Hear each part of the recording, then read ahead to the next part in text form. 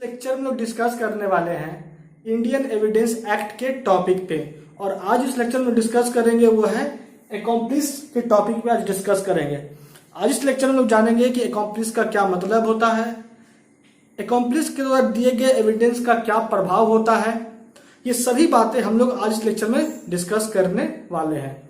तो लेक्चर को स्टार्ट करने से पहले अगर आप मेरे चैनल पर नए हैं तो नीचे दिए गए सब्सक्राइब बटन पर क्लिक करें, चैनल को सब्सक्राइब करें, बेल आइकन दबाएं ताकि आपको डेली लेक्चर मिल सके। अगर आपको कोई समस्या है लॉ से रिलेटेड तो आप कमेंट बॉक्स में कमेंट जरूर करें। तो चलिए स्टार्ट करते हैं आज के लेक्चर को। जब हम लोग बात करेंगे सबसे पहले अकॉम्प्लिस के मीनिंग पे, तो जो शब्द अकॉम्प्लिस है इसको इंडियन एविडेंस एक्ट में डिफाइन नहीं किया गया है।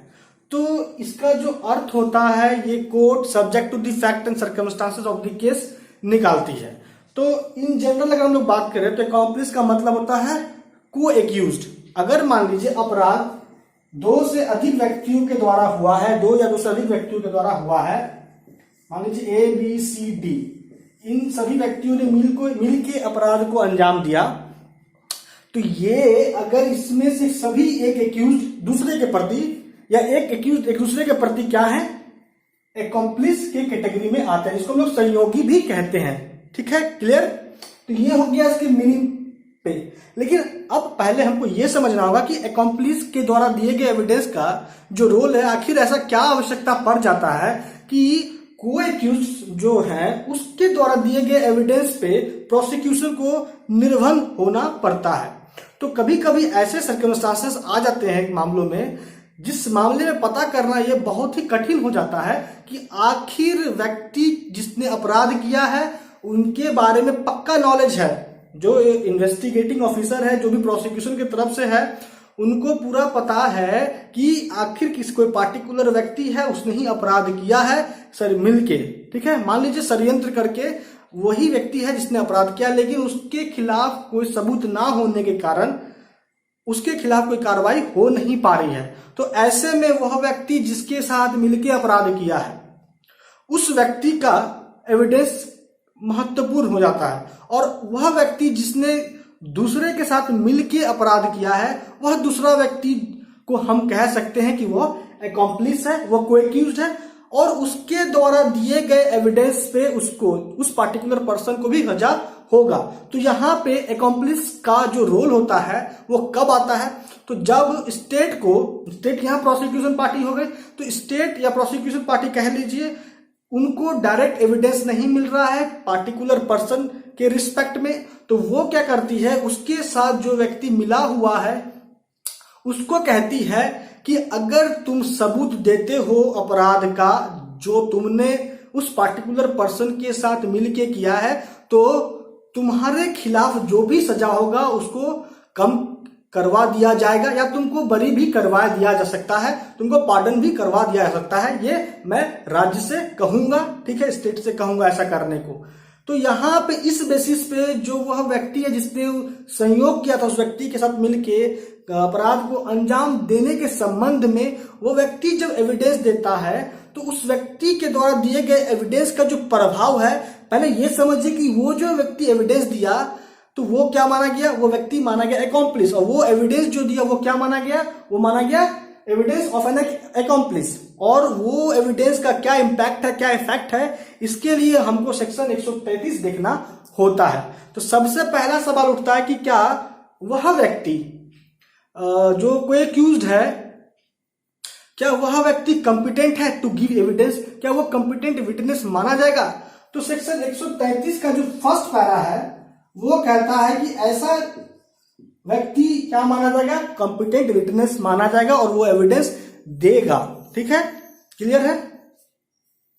तो यहां पे एक पॉइंट उठना चाहिए आपके मन में सवाल कि कोई विटनेस कंपिटेंट है, इस बात का पता कैसे लगाया जाएगा कि कोई व्यक्ति है कंपिटेंट है वो एविडेंस दे सकता है, इसके लिए क्या क्राइटेरिया है। तो इसके लिए हमको सेक्शन 118 देखना होता है, इंडियन एविडेंस एक्ट का सेक्शन 118।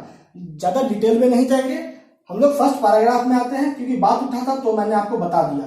तो फर्स्ट पैराग्राफ कहता है कि अकॉम्प्लिस जो होता है वो क्या होता है, कंपिटेंट विटनेस होता है, वो गवाह, वो माफ कीजिएगा, वो सबूत एविडेंस दे सकता है। ठीक है, वहीं दूसरी ओर हम लोग जब बात करते हैं सेकेंड पैराग्राफ का, सेक्शन 133 के सेकेंड पैराग्राफ का जब हम लोग बात करते हैं, तो सेकेंड पैराग्राफ कहता है कि अगर मान लीजिए उस व्यक्ति के द्वारा दिए गए, उस व्यक्ति यहाँ एक्कम्प्लिस के द्वारा दिए गए एविडेंस के आधार पे अगर कन्विक्शन हुआ, तो कन्विक्शन इलीगल सिर्फ इस ग्राउंड पे हम नहीं मानेंगे या नहीं माना जाएगा कि एक्कम्प्लिस के द्वारा दिए गए एविडेंस को कोरोबोरेट भी नहीं किया गया और उसको उस एविडेंस के आधार पे कन्विक्शन भी हो गया।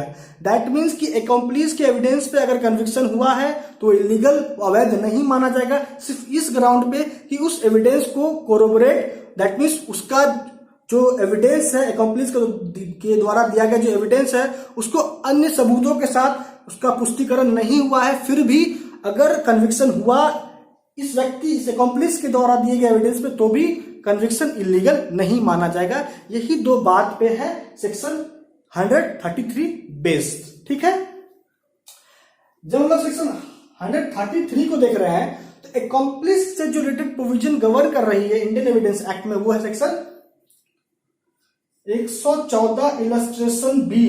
ये भी बहुत इंपॉर्टेंट हो जाता है एक्कम्प्लिस के द्वारा दिए गए सबूत पे।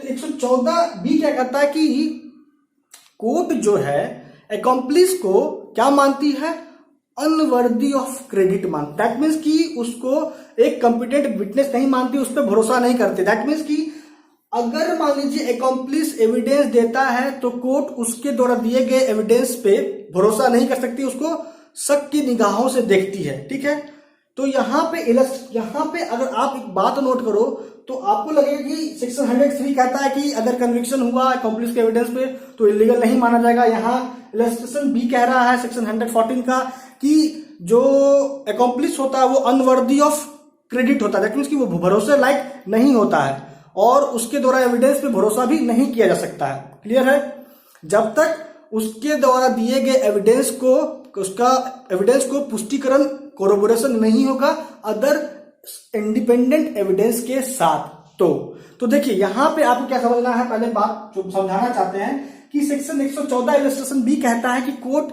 में प्रिज्यूम, ऐसा प्रिज्यूम कर सकती है। कोर्ट पे बाउंडेशन है कि वो इस पे प्रिज्यूम करे ही कि जो एक्कम्प्लिस है वो हमेशा अनवर्दी ऑफ क्रेडिट होता है, वो भरोसे योग्य नहीं होता, ऐसा नहीं है। कोर्ट ऐसा प्रिज्यूम कर सकती है क्योंकि यहाँ पे मे प्रिज्यूम का कॉन्सेप्ट है। ठीक है, तो यहाँ पे अगर कोर्ट ऐसा प्रिजम्पशन कर सकती है तो कोर्ट का डिस्क्रिशनरी पावर है, कोर्ट प्रिज्यूम करे या ना करे कि वह उसके द्वारा दिया गया एविडेंस जो है बेसलेस है या नहीं, ये तो कोर्ट का डिस्क्रिशनरी पावर है। अगर कोर्ट ये प्रिज्यूम कर लेती है कि नहीं, जो एक्कम्प्लिस एविडेंस देता है, ठीक है, वो अमान्य नहीं है, दैट मीन्स कि वह बेसलेस नहीं है। ठीक है, और उसके इस आधार पे कि वो अनवर्दी ऑफ क्रेडिट है, दैट मीन्स वो भरोसे लायक नहीं है, तो इस आधार पे कोर्ट अगर ये नहीं मानती है, क्योंकि मानना नहीं मानना कोर्ट का काम है, मे प्रिज्यूम का कॉन्सेप्ट फॉलो हो रहा है। ठीक है, तो अगर नहीं मानी कोर्ट मान लेती है कि नहीं, जो एविडेंस जो एक्कम्प्लिस दे रहा है वो क्या है, पर्याप्त है, वो एविडेंस जो है सही है, subject to the circumstances of the case, तब देखिए बात उठ जाता है सेक्शन 133 का कि अब जो वो एविडेंस देगा, क्योंकि कोर्ट यह प्रिज्यूम कर रही है कि वर्दी ऑफ क्रेडिट है, वो अनवर्दी ऑफ क्रेडिट नहीं है वो एक्कम्प्लिस, क्योंकि पहले भी मैंने बताया कि ये प्रिजम्पशन करना नहीं करना कोर्ट का डिस्क्रिशनरी पावर है, स्वाम विवेक कर सकती है। तो कोर्ट जैसे प्रिज्यूम करी कि नहीं वो वर्दी ऑफ क्रेडिट है, उस पर भरोसा किया सकता है और उसके द्वारा दिए गए एविडेंस पे भी भरोसा किया सकता है, तब हम जाके फॉलो होता है यहाँ पे कंसेप्ट सेक्शन 133 का। क्लियर है, अब देखिए 133 का तब जाके कंसेप्ट फॉलो होता है, और कंसेप्ट क्या है 133 का, ये मैंने आपको बताया, जो 2 पैराग्राफ में बातें कही गई है। अब देखिए हम लोग बात करते हैं एक्कम्प्लिस से रिलेटेड जो प्रोविजन है उसको तो डिस्कस करें ही, अब हम लोग रिलेवेंट केसेस पे आते हैं। तो आपको एक रिलेवेंट केस बताता हूं एक्कम्प्लिस से related, Dagdu versus state of Maharashtra. Dagdu versus state of Maharashtra, इस केस में क्या कहा गया, देखिए इस केस में, ये केस बहुत इंपॉर्टेंट है एक्कम्प्लिस के द्वारा दिए गए एविडेंस पे। तो डगडू वर्सेस स्टेट ऑफ महाराष्ट्र के केस में क्या कहा गया, बताया गया कि क्या रिलेशन है इलस्ट्रेशन बी सेक्शन 114 और सेक्शन 133 के बीच में। तो ज्यादा फोकस इस केस में सेक्शन 114 इलस्ट्रेशन बी पे किया गया। इस केस में कहा गया कि जो प्रावधान दिया गया 114 इलस्ट्रेशन बी में, वो एक रूल ऑफ काउशन के तरह यूज होगा। ठीक है, क्यों रूल ऑफ काउशन के तौर पे यूज होगा ये बताया गया, क्योंकि एक वह व्यक्ति एविडेंस दे जो लॉ को अवॉइड करता है, दैट मीन्स कि लॉ के द्वारा स्थापित जो भी व्यवस्था उसको फॉलो करता है, और एक व्यक्ति वह जो लॉ के द्वारा स्थापित व्यवस्था को फॉलो नहीं करता है, उन दोनों के द्वारा दिए गए सबूतों पे अंतर होता है। ठीक है, पहला बात ये फैक्टर होता है। दूसरा फैक्ट बताया गया कि हो सकता है कि एक्कम्प्लिस यहां मतलब कि जो कोई एक्यूज था, लेकिन यहां पे संभावना स्टेट प्रोसिक्यूशन की तरफ से मिलने पे कि तुम्हारा सजा कम हो जाएगा या तुमको वाजिब बरी कर दिया जाएगा, तो वह हो जाता है क्या, सरकारी वकील भी हम कह सकते हैं, वो स्टेट की तरफ से विटनेस हो जाता है। ठीक है, तो यहां पे उसको जो ये फेवर मिला राज्य की तरफ, स्टेट की तरफ से, तो यहां पे हो सकता है कि वो एविडेंस गलत दे, अपने कोई एक्यूज्ड को के अगेंस्ट एविडेंस दे ताकि उसको कन्विक्शन हो जाए और उसको वाजिब बरी हो जाए या उसका सजा कम हो जाए। तो यहां पे रूल ऑफ काउशन के तौर पे ही इस्तेमाल होता है सेक्शन 114 इलस्ट्रेशन बी। ठीक है, क्लियर। तो ये सभी जो बातें हैं कोर्ट को देखना होता है, उसके बाद ही कोर्ट यह तय करती है कि प्रिजम्पशन प्रिज्यूम करना चाहिए कि नहीं करना चाहिए, कि जो एक्कम्प्लिस है वर्दी ऑफ क्रेडिट है या नहीं, भरोसे लायक है या नहीं। तो जैसा कि बताया गया सेक्शन 14B में हम लोगों ने जान लिया कि सेक्शन 14B का क्या कंसेप्ट है, इससे रिलेवेंट केस भी हम लोगों ने देखा, और भी बहुत सारे रिलेवेंट केस लॉज हैं दोस्तों, जैसे RK Dalmia versus Delhi administration का केस है, आप नोट कर लो, RK Dalmia versus Delhi administration का केस है। तो ये सभी जो केसेस हैं ये एक्कम्प्लिस से रिलेटेड केसेस हैं। अब आते हैं थोड़ा कुछ और इंटरेस्टिंग फैक्ट जानते हैं एक्कम्प्लिस को लेके। देखिए जो एक्कम्प्लिस है इसका जो कॉन्सेप्ट है वो किस मैक्सिम पे बेस्ड है, वो है पार्टिसिपिस क्रिमिनिस। दैट मीन्स कि जब एक से अधिक व्यक्ति मिलके किसी अपराध को अंजाम देता है तो वो क्या होता है, वो एक दूसरे का सहयोगी होता है। इस मैक्सिम का यही अर्थ निकलता है। क्लियर है। तो जो एक्कम्प्लिस है इसका कंसेप्ट किस मैक्सिम पे बेस्ड है, आप नोट कर लो, नोट करना चाहते हो तो पार्टिसिपिस क्रिमिनिस। अब देखते हैं इस लेक्चर में कि अब इस लेक्चर में हम लोग इस लेक्चर को रिलेट करके भी देख लिए, तो इस लेक्चर को हम लोग कंक्लूड कर देते हैं। तो सबसे पहले हम लोगों ने बात किया एक्कम्प्लिस के मीनिंग पे कि एक्कम्प्लिस का क्या मतलब होता है। क्लियर। उसके बाद हम लोगों ने बात किया कि एक्कम्प्लिस का एविडेंस का जरूरत क्यों पड़ जाता है, क्यों जरूरत पड़ जाता है कि एक्कम्प्लिस के एविडेंस के आधार पे ही कन्विक्शन हो। कि कुछ ऐसे केसेस होते हैं जहां डायरेक्ट सबूत एविडेंस नहीं मिल पाता है, तब जाके राज्य को, स्टेट को, प्रोसिक्यूशन को एक्कम्प्लिस का सहारा लेना पड़ता है, एक्कम्प्लिस एविडेंस का सहारा लेना पड़ता है, जिसको हम लोग स्टेट अप्रूवर भी कहते हैं। ठीक है। अब सेक्शन 133 का जो 2 पैराग्राफ में बात कहा गया, क्या कहा गया ये मैंने आपको बताया।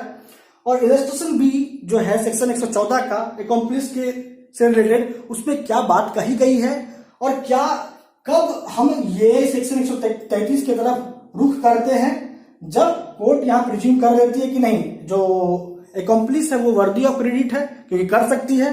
समझ में आ गया पॉइंट। लेकिन पहला प्रिजम्पशन क्या है कि कोर्ट से प्रिज्यूम कर सकती है, लेकिन करेगी ये जरूरी नहीं है, आपको ये हमेशा ही नोट करना है। क्लियर। तब जाके हम लोग सेक्शन 133 का रुख करते हैं एक्कम्प्लिस के संबंध में या एक्कम्प्लिस के द्वारा दिए गए एविडेंस के संबंध में। और जो इंपॉर्टेंट है वो है केस लॉ। एक्कम्प्लिस रिलेटेड जो केस लॉ है वो मैंने आपको बताया इस लेक्चर में। तो दोस्तों आज इस लेक्चर में इतना ही। आपका अब तक हमारे साथ बने रहने के लिए बहुत बहुत धन्यवाद।